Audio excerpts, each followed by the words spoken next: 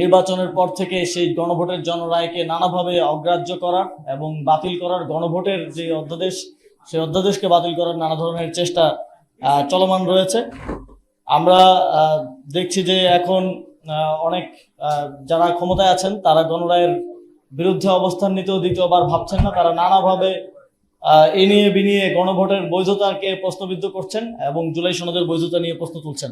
আমাদের মনে হচ্ছে যে উদ্ভট উটের পিঠে চলছে স্বদেশ, একটা কথা আছে না, যে ক্ষমতায় আছে একজন কিন্তু কে চালাচ্ছে পেছন থেকে বা তার কাজকর্মে বোঝা যাচ্ছে না যে আসলে সেই নিজেকে পরিচালিত করছে, সে দেশটা চালাচ্ছে নাকি অন্য কেউ এই দেশটা চালাচ্ছে। না হলে আমরা এরকম জিয়াউর রহমানকে সবচেয়ে বড় রাজাকার বলা, তারপর বিভিন্ন সময়ে যাদেরকে আমরা দেখেছি যে বর্তমান প্রধানমন্ত্রী তারেক রহমানকে নিয়ে কটু বক্তব্য করেছেন, খালেদা জিয়াকে নিয়ে নোংরা নোংরা বক্তব্য করেছেন, তাদেরকেই এখন সাথে নিয়ে ঘুরে বেড়ানো, এই জিনিসগুলো খুব অস্বাভাবিক লাগে আর কি আমাদের দেখতে।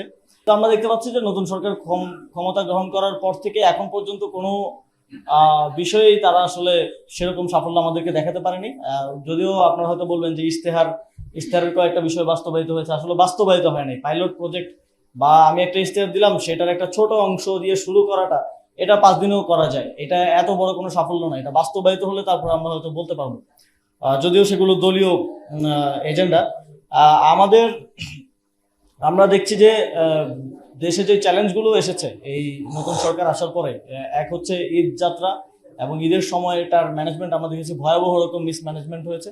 এবং এমন না যে আগের বার বেশি ভাড়া নেওয়া হয়নি, আগের বারও নেওয়া হয়েছে, কিন্তু সেটা একটা চেক এন্ড ব্যালেন্সের মধ্যে ছিল এবং সরকারের তৎপরতা দেখা গেছে। আমরা বলেছি আমাদের দিক থেকে, আমরা অ্যাকনোলেজ করেছি যে এই প্রবলেমটা আছে, ভাড়া বেশি নিচ্ছে, আমরা চেষ্টা করতেছি কমানোর, আপনারা আমাদেরকে সহযোগিতা করেন। বাট আমরা তাদের মধ্যে দেখলাম যে এক ধরনের একদম ফুললি ডিনায়াল, যে কোনো ধরনের বেশি ভাড়া নেওয়া হচ্ছে না, আপনি মিথ্যা কথা বলতেছেন, ভুল কথা বলতেছেন, সবাইকে মিথ্যাবাদী বলা টলা। কিন্তু আপনারা যারা বাড়ি গেছেন, আমরা যারা বাড়ি গেছি, আমরা যারা যাতায়াত করেছি গণপরিবহনে, তারা দেখেছি যে প্রায় 2x 3x পর্যন্ত ভাড়া অতিরিক্ত নেওয়া হয়েছে। ডেন্টিস্টের পরামর্শ নাও নতুন কোলগেট অ্যাক্টিভ সল্ট।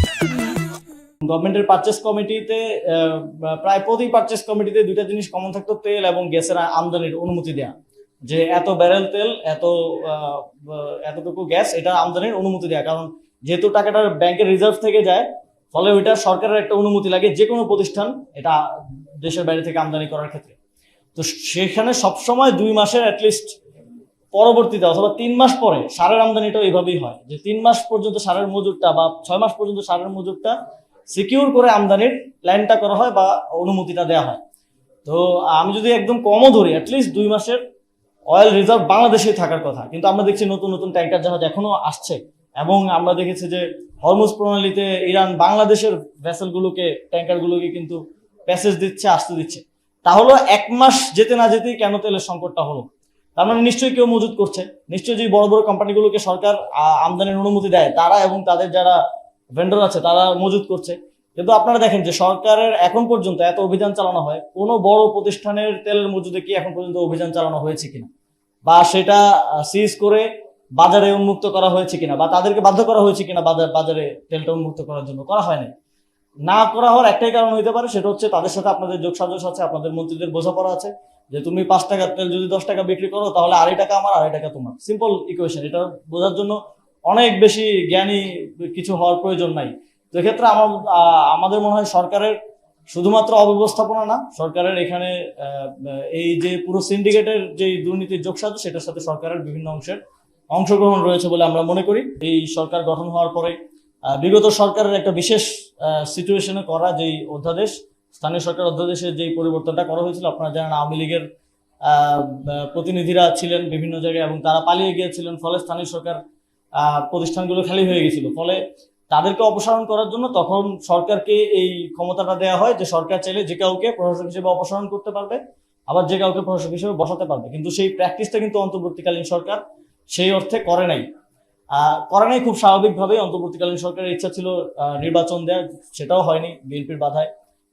কিন্তু সেই প্র্যাকটিসটা তারা করেনি, গণতন্ত্রের প্রতি কোনো ধরনের যেন প্রশ্ন না ওঠে সরকারের উপর সেই জায়গা থেকে।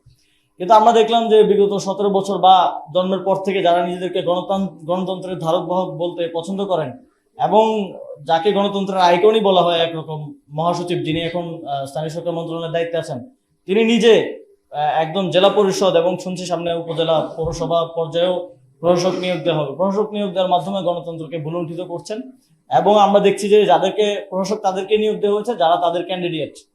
তার মানে একজন প্রশাসক হিসেবে বসে মেয়রের চেয়ারে বসে মেয়র ইলেকশন করবে, তাহলে এইটার থেকে বেশি মানে লেভেল প্লেইং ফিল্ডকে আপনারা ক্ষমতায় আছেন, আপনারা নির্বাচনকে প্রভাবিত করবেন অ্যাজ ইউজুয়াল, আপনাদের ইয়া দেখেই বোঝা যাচ্ছে। তারপরে আপনারা যাকে ক্যান্ডিডেট করবেন তাকেই মেয়রের সিটে বসে রাখছেন। তো মেয়র সিটে বসে আমি মেয়র ইলেকশন করলে আর বাকিদের তো ইলেকশন করার কোনো প্রয়োজন নেই, তাহলে এই রেজাল্ট আগে থেকেই ডিসাইডেড। তো এই গণতন্ত্রকে কবর দিচ্ছেন যাদেরকে গণতন্ত্রের মহানায়ক হিসেবে আসলে তারা নিজেদেরকে বলতে চান। তো আমরা তাদেরকে বলতে চাই যে আপনারা আসলে গণতন্ত্রের হত্যাকারী। এবং মিনিস্ট্রিতে যিনি বসে আছেন বিশেষ করে বিএনপির মহাসচিব, তার তত্ত্বাবধানে যেহেতু এগুলো হচ্ছে, তো তাদের যে গণতন্ত্রের জন্য লড়াই, এটা আমাদের এখন এটা আসলে প্রশ্নবিদ্ধ হচ্ছে এবং মনে হচ্ছে যে জাস্ট এটা ক্ষমতার জন্য লড়াই ছিল। ক্ষমতা যার কাছে তার আসলে গণতন্ত্রের প্রয়োজন নাই খুব একটা। এই গুম সংক্রান্ত অধ্যাদেশটা বাতিল করার যে ইন্টেনশন আমরা দেখলাম বিএনপির সেই সংসদীয় কমিটির, তার মধ্য দিয়ে আসলে একটা জিনিসই প্রতীয়মান হয় যে বিএনপি সরকারও ইন্টেনশন রাখে গুম করার। তার কারণ সে গুম করার বিরুদ্ধে যেই স্ট্রং আইন এবং অধ্যাদেশ, সেটাকে ভ্যাকেট করার মাধ্যমে সে তার গুম করার স্বাধীনতা আবার অর্জন করতে চায়। তো আমরা হয়তো সামনের দিনে এই আলামতগুলো সামনের দিনে আবার দেখতে পাবো এবং আমাদেরকে আবার ওই 0.0-তে চলে যাইতে হবে। আওয়ামী লীগের সময় যেমন গুম করার অভয়ারণ্যে বাংলাদেশ পরিণত হয়েছিল, সেই পরিস্থিতিতে আবার আমাদেরকে আস্তে আস্তে নিয়ে যাওয়ার এক ধরনের চেষ্টা হচ্ছে বলে আমরা দেখতে পাচ্ছি। আমরা আসলে অনেক বেশি বিগত 1.5 বছর ধরে সাংবিধানিক ধারাবাহিকতা শুনতে শুনতে অবস্থা খারাপ হয়ে গেছে। তো এখানে একজন বলছিলেন, শুনছিলাম যে সারুল তুষার ভাই বলছিলেন যে হিপোক্রেসির কথা। সাংবিধানিক ধারাবাহিকতার ওই অংশটাই ওনাদের প্রয়োজন, যেটা আসলে ওনাদের স্বার্থের জন্য কাজে লাগে। যেখানে সাংবিধানিক ধারাবাহিকতা ভঙ্গ করলে ওনাদের লাভ হয়, সেটা আবার ওনাদের জন্য হালাল। যেমন সাংবিধানিক ধারাবাহিকতা যদি রক্ষা করতে যাই, তাহলে তো নির্বাচনটা 29 সালে হওয়ার কথা। এবং আমরা যখন সরকারের দায়িত্বে ছিলাম, শুরুর দিকে আমাদেরকে বিভিন্ন শক্তিশালী ইনস্টিটিউশন, শক্তিশালী যাদেরকে আসলে ডিপ স্টেট বলা হয়, তাদের থেকে আমাদেরকে অফার করা হয়েছিল যে আপনারা শেখ হাসিনার যে মেয়াদ আছে 2029 সাল পর্যন্ত, সেটা শেষ করেন, আপনারা শেষ করেন, আমরা আপনাদেরকে সহযোগিতা করি। তাদের সার্টেন কিছু শর্ত ছিল যে তাদেরকে কিছু কিছু জায়গায় ফেসিলিটেট করা, এবং তারা পুরো রোডম্যাপও করে নিয়ে এসেছিল যে বিএনপির নেতাদের তো সাজা আছে, তো সাজা থাকলে সাধারণভাবে নির্বাচন দিলেও তারা নির্বাচন করতে পারবে না। তো তাদের সাজাগুলো ইয়ে না করে আদালতের মাধ্যমে এগুলো লেংদি করে, আপনারা তো জানেন সেটা কিভাবে করা যায়। আদালতের ডেট ঘুরিয়ে ঘুরিয়ে তারেক রহমানের নিজের নামেও সাজা ছিল, সে যদি সাজাপ্রাপ্ত অবস্থায় থাকতো নির্বাচন হলেও তিনি বাংলাদেশের নির্বাচনে অংশগ্রহণ করতে পারতেন না। তো তারা পুরো স্ট্র্যাটেজি আমাদেরকে সাজিয়ে দিয়েছিল যে কিভাবে ক্ষমতায় থাকা যায়, তাদের সাথে এক ধরনের নেগোসিয়েশন, সমঝোতার ভিত্তিতে। আমরা কিন্তু সেটাতে সায় দিইনি, আমরা সবসময় গণতন্ত্রকেই সামনে রেখেছি এবং সেটার প্রতি কমিটমেন্ট লাস্ট সরকারের ছিল বলে নির্বাচনটা হয়েছে, এবং আমাদের ছিল বলেই আমরা ইভেন নির্বাচন যেন প্রশ্নবিদ্ধ না হয় সেজন্য নিজেরা আগ বাড়িয়ে পদত্যাগ করে চলে এসেছি। কিন্তু আমরা দেখলাম যে বিগত সরকারের 2 জন গুরুত্বপূর্ণ দায়িত্বে থাকা ব্যক্তি এই সরকারের মন্ত্রী পদমর্যাদায় আছেন, যদিও এই সরকার দলই আমাদের পদত্যাগ সে সময় চেয়েছিল নির্বাচনের লেভেল প্লেইং ফিল্ডের এক ধরনের যুক্তি দাঁড় করিয়ে, কিন্তু তারাই এই ধরনের কার্যক্রম এখন করলো। তারাই আগের সরকারের গুরুত্বপূর্ণ 2 জন দায়িত্বশীলকে তাদের সরকারের মন্ত্রী হিসেবে নিল। তো সুতরাং মানে এটা বোঝা যায় যে তারা এই নির্বাচনের লেভেল প্লেইং ফিল্ডকে আসলে ক্ষতিগ্রস্ত করেছে এবং বিভিন্ন ক্ষেত্রে তাদের সুবিধা পাওয়ার জন্য এই মানুষগুলো যাদেরকে তারা এখন পুরস্কৃত করলো তাদেরকে ব্যবহার করেছে।